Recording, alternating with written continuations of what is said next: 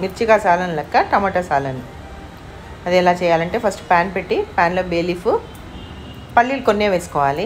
పల్లీలు ఎక్కువైంది అంటే జిగుటు వస్తుంది కాబట్టి జస్ట్ నేను 1/2 స్పూన్ వేసాను. కొబ్బరి, అలానే పత్తరకాపూలు, బాదాము, చెక్క, లవంగాలు, మిరియాలు, ఇలాచీలు అవన్నీ ఒకటేసారి వేసి సిమ్లో దోరగా వేయించుకోవాలి. మంచి అరోమా రిలీజ్ చేసేంత వరకు మనము వేయించుకోవాలి.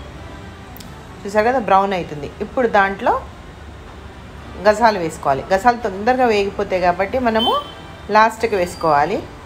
ఈ మసాలా మిర్చికా సాలన్ బిర్యానీలలో మనకి మిర్చికా సాలన్ ఇస్తారు కదా, సేమ్ అట్లనే టమాటా సాలన్ అండి. టమాటాలు చిన్న చిన్నగా ఉంటే బాగుంటాయి. అలానే ఇప్పుడు మొత్తం అవి చల్లారిపోయింది. ఇప్పుడు గ్రైండ్ చేసుకునే ముందు నేను స్టవ్ ఆఫ్ చేసేసుకొని దాంట్లో ధనియాల పొడి, మిర్చి పౌడరు, అలానే తగినంత ఉప్పు, టమాటాలు తీసుకున్నాం కదా ఆ మొత్తం తగినంత ఉప్పు వేసేసుకోవాలి. వేసుకొని కొంచెం అల్లం ఉల్లిగడ్డ వేసుకొని గ్రైండ్ చేసుకోవడానికి జార్లోకి తీసేసుకోవాలి. గ్రైండ్ చేసి పెట్టుకోవాలి. ఇప్పుడు ఫస్ట్ ప్యాన్ పెట్టి ప్యాన్లో ఆయిల్ వేసి ఫస్ట్ గ్రీన్ చిల్లీస్ వేయించుకోవాలి. గ్రీన్ చిల్లీస్ వేయించుకున్నవి తీసేస్తే కొంచెం కారం అంటూ తగ్గుతాయండి. మనం లాస్ట్ పైన వేస్తాము వీటిని. సో అందుకోసం నూనెలో వేయించేస్తే ఏంటిది కారం కొంచెము తగ్గుతుంది. ఇప్పుడు అదే నూనెలో మళ్ళీ టమాటాలు కూడా వేసి మొత్తం ఒక్కసారి వేయించేసుకుంటే మంచిగా ఉంటుంది, టేస్టీగా ఉంటుంది. పుల్ల పుల్లగా కారం కారంగా చాలా బాగుంటుంది ఈ కూర. వైట్ రైస్లోకి అయితే అదుర్స్. అలా కొంచెం అవన్నీ బాగా తెలిసిపోతాయి మనకి టమాటాలు ఫ్రై అయినాయి అనేసి. అప్పుడు పక్కన తీసేసుకోవాలి. కొంచెం నూనె ఎక్కువ వేసుకుంటాను అనుకున్న వాళ్ళు వేసుకోవచ్చండి. లేకపోతే అదే నూనె, ఇంకా నూనె అవసరం లేదు, అదే నూనెలో సన్నగా తరిగిన ఉల్లిపాయ ముక్కలు, సన్నగా తరుక్కున్న ఉల్లిపాయ ముక్కలు వేసుకొని పసుపు వేసుకొని బ్రౌన్గా వేగిన తర్వాత మనము గ్రైండ్ చేసుకున్న పేస్ట్ వేసేసేయాలి. దాంట్లోకి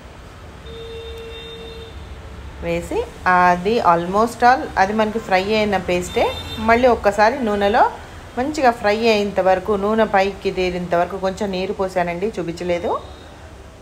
అది మిక్సీ కడిగేసి ఆ నూనె పైకి తేలేంత వరకు సిమ్లోనే పెట్టి మాడకుండా అప్పుడప్పుడు కలుపుకుంటా ఈ విధంగా నూనె పైకి తేలేంత వరకు ఉంచుకోవాలి. చూసారు కదా అడుగు అంటలేదు, కానీ అడుగు అంటబోతుంది. దగ్గరుండి కలుపుకుంటూ ఉండాలి. మంచి చక్కని అరోమా వస్తుందండి. దాంట్లో ఉప్పు అన్నీ పడిపోయినాయి ఆల్రెడీ. సో ఇప్పుడు మనం ఫ్రై చేసుకున్న టమాటోస్ అది కొంచెం కింద వరకు వెళ్ళకుండా పైనే ఘాటు పెట్టుకునేటట్టు చూసుకోవాలి. కింద వరకు ఘాటు వెళ్ళిందంటే అది విచ్చుకుపోతుంది ఉడికేటప్పుడు.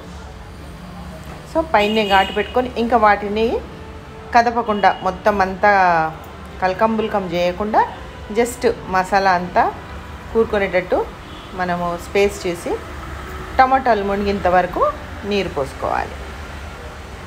జస్ట్ అది పెట్టి ఊరికేనే మొత్తం కలిసేటట్టు ఒకసారి చాలా కేర్ఫుల్గా కలుపుకోవాలి. గట్టి టమాటాలు అయితే అస్సలు విచ్చుకుపోవండి, అలానే ఉంటాయి. మెత్త టమాటాలు అయితేనే విచ్చుకుపోతాయి. చూసారు కదా ఉడుకు స్టార్ట్ అయింది. ఇప్పుడు అసలు మనం గ్రేవీలోనే వేయాలండి పెరుగు, మర్చిపోయినా. సో అందుకోసం ఇప్పుడు ఒక 2 స్పూన్స్ పెరుగు వేసా. దీన్ని ఎక్కువ డిస్టర్బ్ కాకుండా కలిపేస్తాను గ్రేవీలోకి. అసలు గ్రేవీ నూనె పైకి తేలింది కదా, అప్పుడే ఈ పెరిగేసుకుంటే సరిపోయేది. తప్పు జరిగింది అదనమాట. మొత్తం గ్రేవీలో కలిపేసుకొని ఇప్పుడు ఫ్రై చేసుకున్న పచ్చిమిరపకాయలు కూడా వేసి మూత పెట్టేసుకున్నాం అనుకోండి, నూనె కూర రెడీ.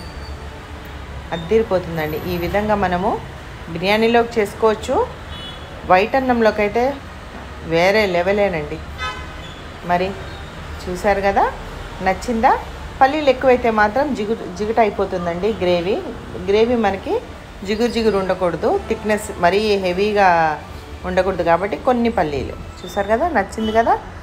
నచ్చితే ఒక్కసారి సబ్స్క్రైబ్